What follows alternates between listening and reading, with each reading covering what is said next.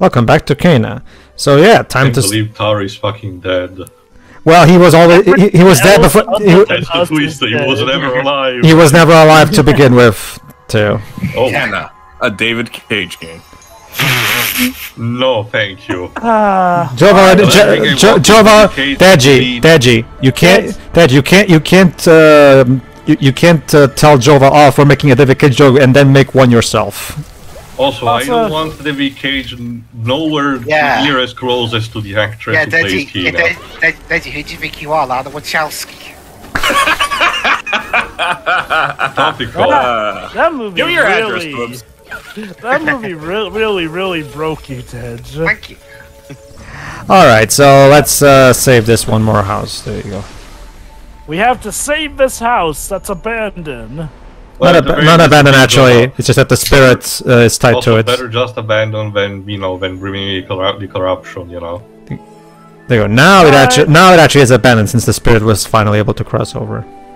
Although to the normal eye, it's already abandoned because they can't see. Mm-hmm.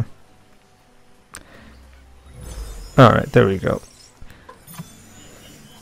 Alright, and that's it. I feel like we don't have any more side spirits to save for now, if I remember correctly. Right now we're just going to see if there's anything here for me to get. Again, like a classic Zelda game, there's a lot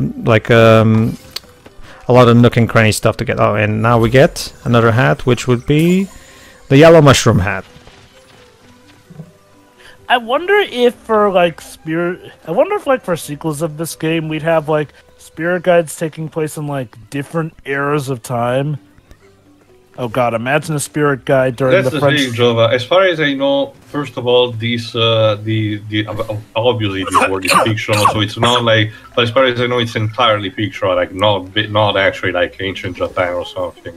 Well, again, for all we know, they could easily just say spirit guide started off in this far distant land, but now I was about to get to that. Second, I do believe that they probably would prefer to establish a bit more of a world rather than jump immediately through the time shenanigans connected to this. All right, to recap. The next person we have to save is a woodsmith called Adira. So yeah, we have three relics to collect to summon her spirit, and as well as three optional memories we can get. So So let's use the mask, and we unlock an entire new section of the world. There you go. All these abilities with mask, it really does feel like a darker Crash Bandicoot game. Like I said, one of the big reasons why I really love this game. Again, it feels like story-wise, it feels a lot like a Zelda written, like a Koizumi written Zelda game, because of all the dark stuff,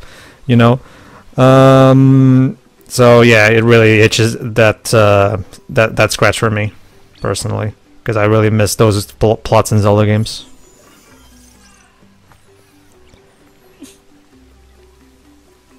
All right, moving on. I think one thing they could potentially do, depending on how the scope of the sequel of a sequel might be, is that if the field, if you need to perform, to travel a longer distance than say this, because this is, despite having big areas, it's fairly connected enough, so you just have to do minimal backtracking, and even then there's fast travel. But I wonder if that will cause potentially, to be even more similar to the N64 Zelda titles and give Hana a steed of some kind. Back to my idea about this taking place in different times, and they're like, okay, whether or not this is in the real world, it would be interesting to see how things are like for spirit guides in different times, like say times of war, times of prosperity, times of famine and whatnot here and there. Particularly also maybe the war times here. There's a lot you could do with that, I'd argue. I don't know, maybe see how stuff translates into a more modern setting as well. It's interesting because the Greer brothers, when they were asked about it, they actually did say that their idea for next time was actually to make an original game. Like they said that they're open for a sequel, but that's not probably what they're focusing on right now. But apparently, what they want to do next is actually another original game. I could see them potentially having to make another sequel just to make sure that they can stay afloat, but then maybe after a second or third game of this nature, they would definitely by that point make something new. Not too dissimilar from how Hello Games did, like 3 games attached to their main indie before starting to work on No Man's Sky. Was a bit roughly a bit different in a case considering the scope was minimal. You know, they were the Joe Dangerous series was mostly just, you know, on a minimal scale, and it just happened to be successful. This instead tries to chase, you know, the more modern, high fidelity graphics kind of trend. Okay. So even if I get the idea, the ambition of the team wants to let them, you know, try immediately something different. To be fair, I'd say the scope is somewhat comparable because let's not forget, sure, we have to remember this is not like a top of the cream of the corn budget game. Like, it's not even AAA, despite how big it looks. Like, no, it still is AA, and you can tell in a lot of ways. Like, because yes, while the environments are nice and well, they're not as complex as AAA games get to be. And mind you, that's not a knock against the game. Sometimes it's nice to just get some of these more simplistic ones. My point is, like, well, in terms of scope and scale, I'd say this one's like a medium sort of game. Well, yeah. Scale. Like, oh, it's the game. Like I said, the only game is only 8 hours long. So again, it's a case where the developers made sure to not bark more than they could chew. So obviously, so they made a game that was according, that still looked great. And like I said before, one of the main reasons why the game looks the way it was on this budget is because these are animators who are incredibly experienced with this kind of stuff. So they know what techniques to use that will be more effective within their budget. So. It's not always about the budget, but also about what you do with it. Exactly. And how you use it well, essentially. That's why a key example of how you can do more with less sometimes. Yeah, that's why I tend to be a bit more demanding within the developers than most people are, because when I see games like this and Bugsnax who do much more than just do side-scrolling 8-bit games or something along those lines, I feel like you can do this kind of stuff if you know what you're doing. That's basically my point. To be fair, we do have to remember that this game and Bugsnax got backing of bigger publishers here and there. Well, yeah, they had a bigger budget to work with. I know this. Studios that you're talking about don't. Well, I know this one did. And unfortunately, can I talk, please? Gaming has gotten a lot more expensive nowadays. And yes, Pedro. Thank you. I know that, but did Bugsnax get that too? Let's not check. Bugsnax was essentially. Yes. And if I recall correctly, also from Sony. Yeah, from Sony. Like, no. That one definitely got backing from Sony. Then. I mean, yes, it is unfortunately a tough industry to get into. Granted, sometimes we do get great experiences like Gunman Clive. Though the big draw of that is probably its art style. Oh, don't get me wrong, the gameplay is still great. However, it still is a side scorer. What helps it stand out is, well, a literally hand-drawn art style by the looks of it. Granted, it's still obviously rudimentary, but again, because they weren't back, there's only so much they could do. Like, game development can be incredibly expensive. Don't even get me started on Cuphead, where the makers of that game had to mortgage their own house. Okay, fine. Let me give you another example then, because Hollow Knight looks gorgeous with its HD 2D sprites, and that game was made by like 2 people. So, Three, actually, well, 3, whatever. So I feel like if you're gonna make a game like that, use HD 2D sprites. Make the game look like a modern game. Because me personally, this is just me, for the record. This is just me. But I'm tired of playing games that look like they were made 20 years ago. To be honest with you. To their credit, games like Hollow Knight are. Well, there's a reason games like those are kind of a rarity in the indie game scene without backing, essentially. Stuff like Hollow Knight is not easy to come by, essentially. And if I recall correctly, those guys at least had a lot more money in their pockets than also most time. That's the entire reason why Silk Song is taking so much time to be made. Also, the amount of people, like, it is still amazing that it was made, with just 3 people, don't get me wrong, but the amount of people doesn't equate to what resources and money they have. That is true. Like, if you have like 3 people, but they have like all the money in the world, then yeah, I could see them pretty much managing to crank out something like that. God knows how long it may have taken them, but still, though, like, I wouldn't call it being lenient on indie gaming. It's just an understanding that, unfortunately, with the way things are, unless someone gets their big break, it's no surprise that, unfortunately, they do have to make very small... Oh, there you go. There you go, Shiri. That's the cat that... There you go. There. Of course. Good. Now never activate it ever. That's the thing. That's the thing, Deji. I've been putting on all the hats that I get on every on my rod, so all of the hats are equipped. Oh no! The cat boys are coming. No. The cat blueberries are coming, and they're going to hurt you. Oh, that reminds me. Speaking of cats, Shiroi, are you aware that now it is, and this is canon, by the way, this is not me making it up. Are you aware now that there's a new version of the Matrix that you can jack into called the Catrix, where you can just watch cat videos all day? I'm not kidding. This is an actual thing that's established in the new Matrix movie. I mean, I can do that now. I don't have to go into the Matrix to do No, that. no, not the Matrix, Shiroi. The Catrix. I don't care. I can still do it now. No, but look at this, Shiroi. You don't have to eat. You don't have to go to work. You don't have to do anything aside from watching cat videos. Huh. There's got to be a catch. A cat? The catch is it's like the first movie. Okay. Except all cats. Whatever. So a Matrix movie starring cats. And yes, Pedro. No, it's just that for me, it's one of those things where, like I said in our Matrix Awakens commentary, I'm a big fan of tech stuff, and I really want to see stuff like that. Like, and don't get me wrong, I'm not trying to say this to dog on indie games or anything like that, because I like plenty of indie games like Hollow Knight and stuff like that.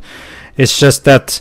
Here's the thing about indie gaming. When it first became prominent, I was actually really digging it a lot, personally. It's just that eventually got to a point where I guess I kind of got saturated. Oh, another indie game that looks like an 8-bit game, or another indie game that's a throwback to something else. And it's just one of those things where I kind of got tired of it personally over the years. Because remember, this has been this has been a thing since like the Xbox 360 and PS3 days. So like for me, I just got to a point where I just kind of got tired, to be honest with you. I get you. That's a very common complaint I have seen from people.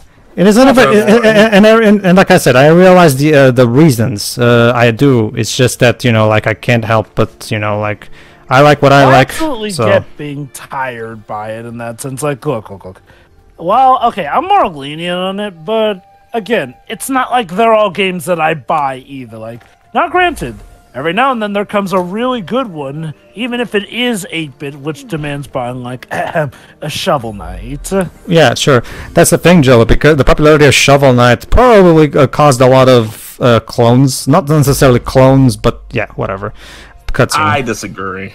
I feel like Super Meat Boy and Braid were the ones responsible for that. Sure. Okay. Hold on, what is this? Oh, hello. New power. Very good, too.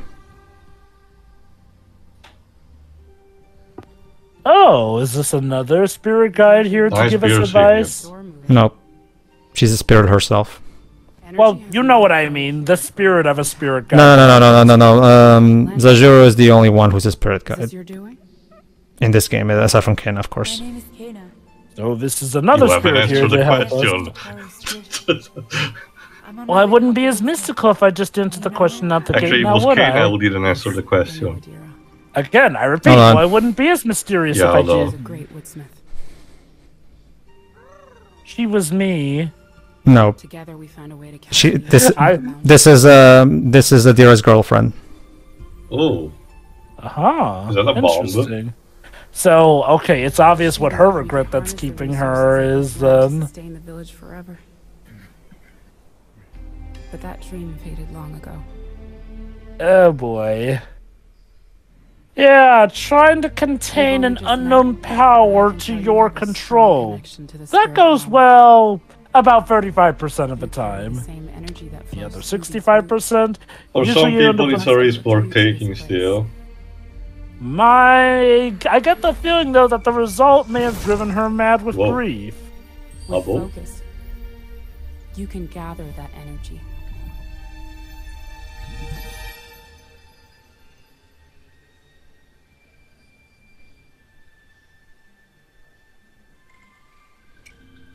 Okay then. Oh, it is a bomb. You want them? Here Yours, my friend. As long as you've got enough rubies.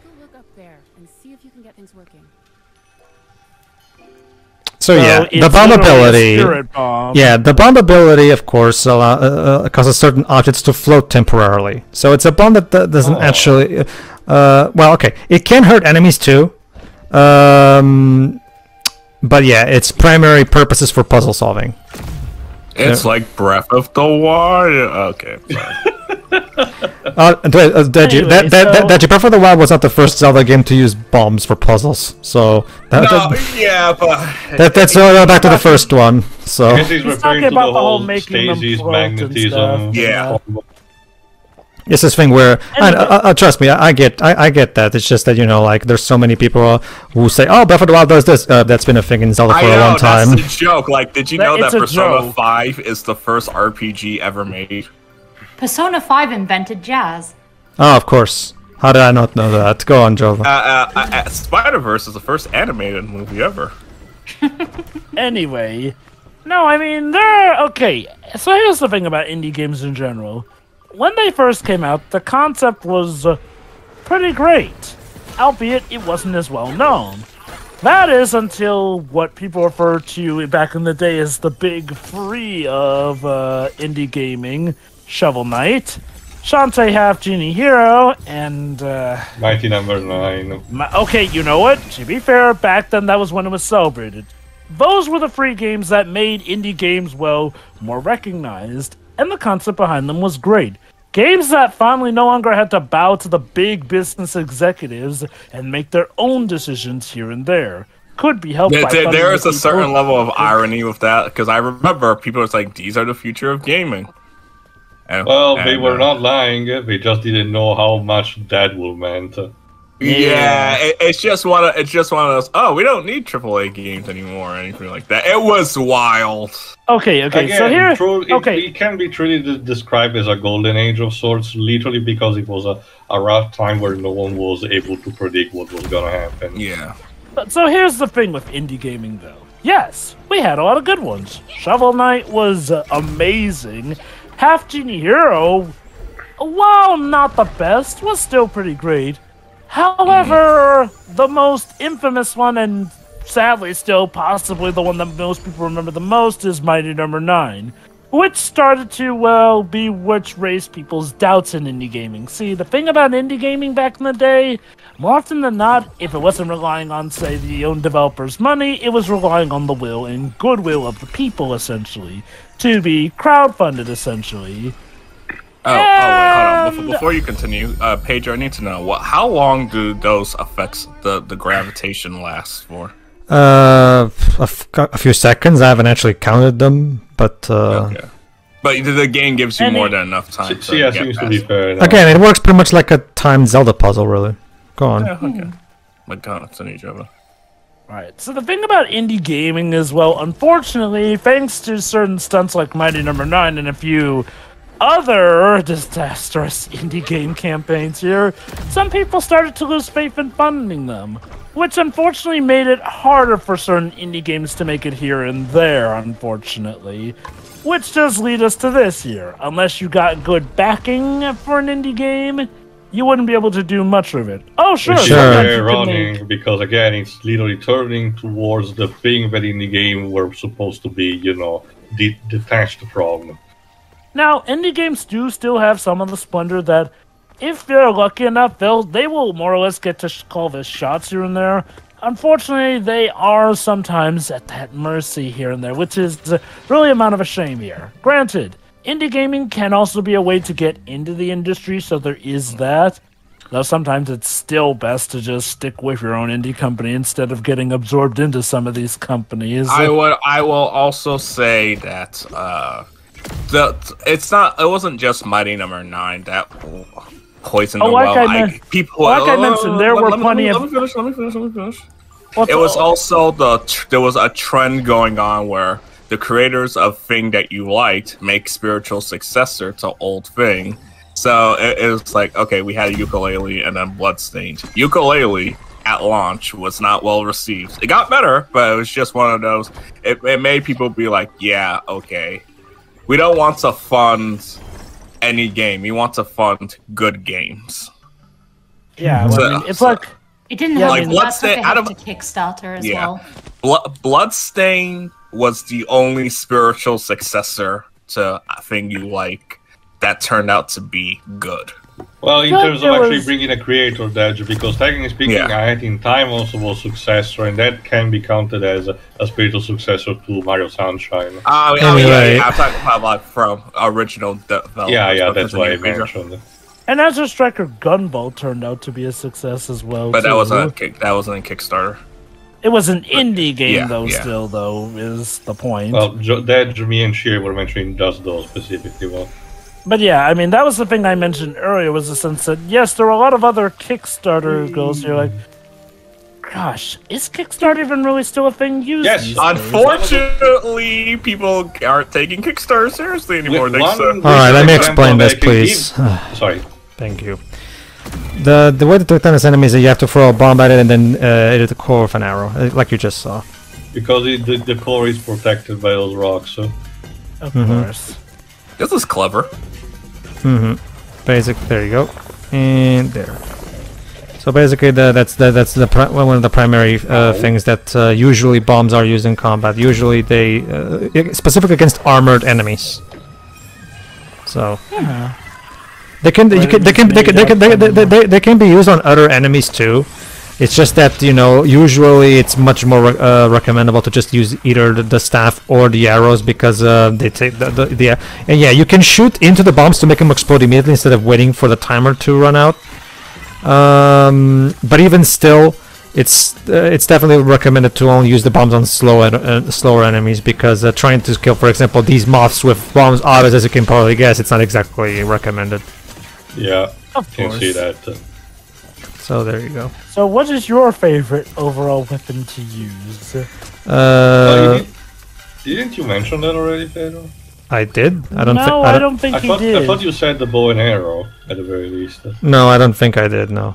All right then. Well, I don't have a particular favorite. I like all three of them. I mean, I don't think like I don't have one that I like above the others, if that's what you're asking. Fair enough. Like, let's say, the thing about me when it comes to gameplay systems, especially combat systems, that I'm very open-minded. Like, I tend to like pretty much everything, like action, from the most turn-based thing to the most action-based thing, to be honest with you. And to be perfectly honest, I care so little about what kind of combat a game has. To me, the most important thing is if a combat is well designed. If it's well designed, then it's just good to me, because I'm a very all-around type of guy when it comes to combat systems. Honestly, I don't particularly care. I don't have a specific bias or preference towards one or the other, basically. Well, in terms of indie games you might like, I would recommend you check out Raji, an Ancient Epic. That game actually turned out to be pretty good. It was one of the few games I saw at a Nindies Direct that I decided, I'll buy it, since it was going to be available right after it. Also, Dej was mentioning about the Kickstarter thing. One recent example, very recent actually by the time we're recording this, is Pray for the Gods, a little Shadow of the Colossus clone that got funded, I think, back in 2018. Got released similar to Hades, kind of like got released in early access, and only now it's getting console ports, because now it's actually refined. What was that you're saying about people not taking Kickstarter seriously these days, Dad? You know, due to current trends that's going on that we're all sick of hearing. Let me guess, Dad. Wait, as far as I know, they haven't started making NFT games. Well, no, but they are getting into that market of NFT. Oh, so God, it's like, no. But unfortunately, a lot of creators can't move from the platform because it's still the best one they have at the moment. So all right, let me. Stuck with their nonsense. But yes, so yeah, basically, when it comes to doing these platforming sequences, you have to hit your arrows with those those blue crystals. Sorry, because they change the position of the platform so that they're usable. So basically, it's a combination of jumping quick enough before the timer is up, while at the same time using your arrows to reposition the platforms accordingly. So yeah, quite a bit of vertical design here. Again, this feels a lot like Zelda design, old school Zelda design. Because even like new school as well, I'd say. Oh sure, there's some. Sure. They take the whole slow arrow shooting from Breath of the Wild too, but the stuff in particular, like the puzzle design in particular, feels very old school Zelda, specifically. In a lot of the areas feel a lot like let me put it this way, aesthetic wise, yeah, you can say it's very much like the shrines in Breath of the Wild, but the puzzles themselves are old school design, which is pretty much how I would have preferred the shrines in Breath of the Wild to be personally. But since actually, yeah, that's a good question that I don't think I have asked or at least that much. Since again my experience with Zelda is basically almost non-existent or at least very limited, what kind of dungeon length do you kind of prefer, Pedro? Something akin to... Oh, hold on. I'll answer you after we're done with these scenes. Sure. No, I was about to make an example, but... The overall idea with this puzzle is that you're supposed to put in all those two pillars intact so that you can now open the door. Mm-hmm. I think it should do it.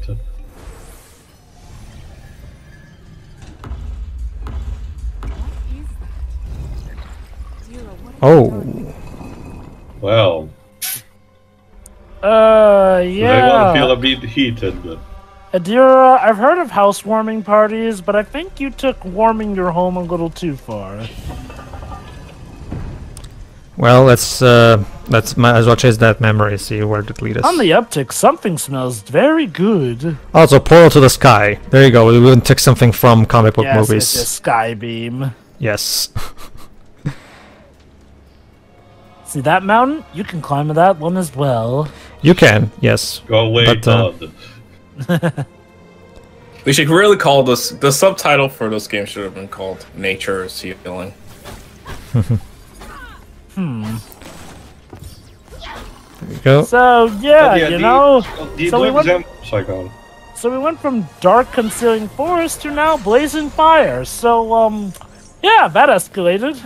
Well, this is the same kind of environment. Remember, the whole environment is that this is kind of a set of mountains with the largest forest in the meantime. We were just inside kind of a cave or a mine, and this is the other side, which I guess it makes sense why this particular side is burning and the other not. The mountain was literally protecting that from expanding.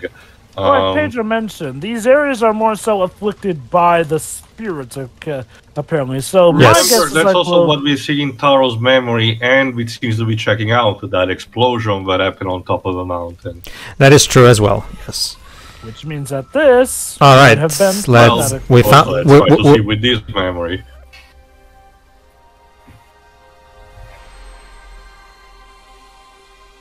Hitman?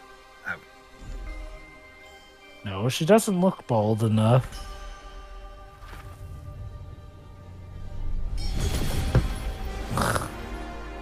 I guess she was worthy.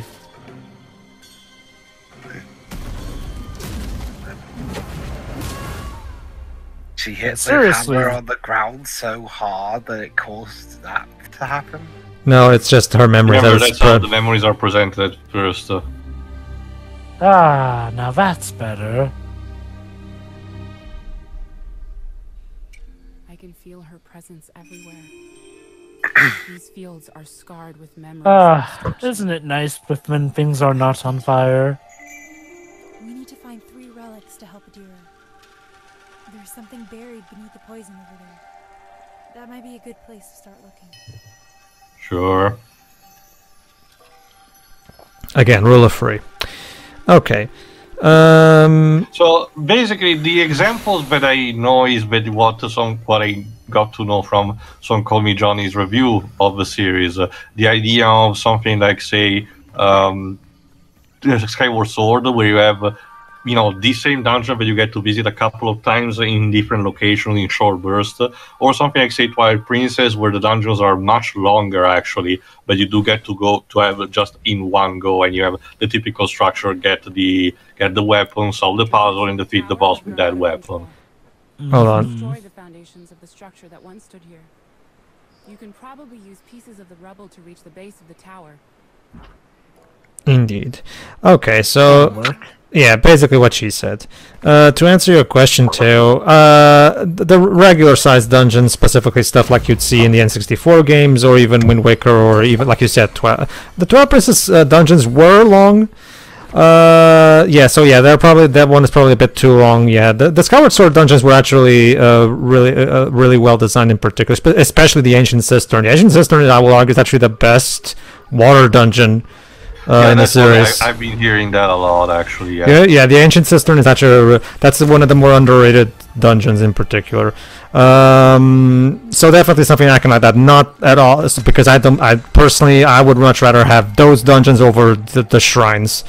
Because my problem with the shrines in Breath of the Wild is that they look cool, like the art design is fantastic, but I don't care for the puzzle design, because the puzzle design is a bit like the shrines are too short to take full advantage of the ideas of the puzzle, basically, because it feels like the developers made 10 dungeons and spread them over 100+ shrines. How? Basically, you know what I mean?